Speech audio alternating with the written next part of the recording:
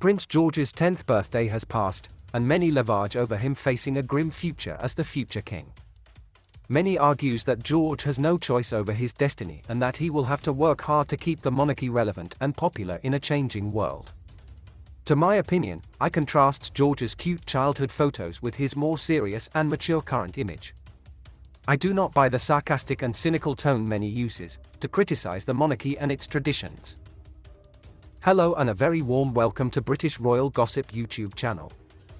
I'd like to ask you a little favor, please, if you have social media, can you share my videos for me?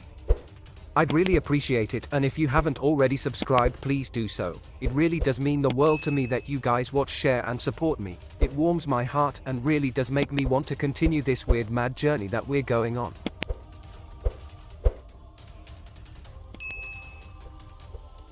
The young royal celebrated his 10th birthday over the weekend, and a new photo was released for the occasion, but the dull picture conceals a grim reality.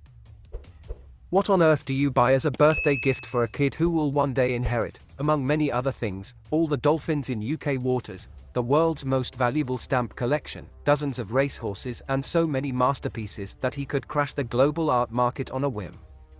What a hoot! A big box of Maltesers and a Smiggle gift card won't do the trick, will they? Over the weekend, a certain someone, namely Prince George, reached double figures, an event that was marked by his parents William and Kate, the Prince and Princess of Wales, doing their usual stunt of releasing a new photo of their child looking very neat. I really hope that seconds after photographer Millie Pilkington pressed the button, George was sprinting across a muddy patch of lawn playing catch the footman. This new photo is so devoid of anything truly interesting that I doubt even George's grandparents, King Charles, and former party pieces royalty Michael and Carol Middleton, did more than kindly stick it on the fridge next to those pizza delivery menus before carrying on with their days. Respectively, being the 40th crowned monarch and keeping Queen Camilla away from the Debenhams sale, trying to get a good tea time. But the thing about this image is not what it shows, but what it signifies. For years, we the public were treated to yearly doses of super cute, oh my ovaries photos of George, from chubby baby to lively toddler to charming little boy. It was mentally impossible to fully grasp that this little lad all dressed up in petit bateau would one day be in charge of an institution older than almost every country in the world, except a few. Just to blow your mind a bit, what is now the British monarchy had been going for more than 400 years before Johannes Gutenberg came up with his brilliant idea for the printing press, and even longer if you date things back to Alfred the Great, the 9th century's answer to Ryan Gosling. It had been going on for more than 500 years before someone invented the idea of a newspaper, and had been going strong for more than 700 years before the Earl of Sandwich invented I'm sure you can guess what. However, what is clear in this new George shot is that the boy is dangerously close to tween them, and what once seemed like a distant, so far away idea is now becoming a painful and very real present reality. For one thing, the poor kid knows exactly what awaits him. It was in the northern summer of 2020 when George, at age 7, was reportedly sat down by his mother and father for a life-altering conversation.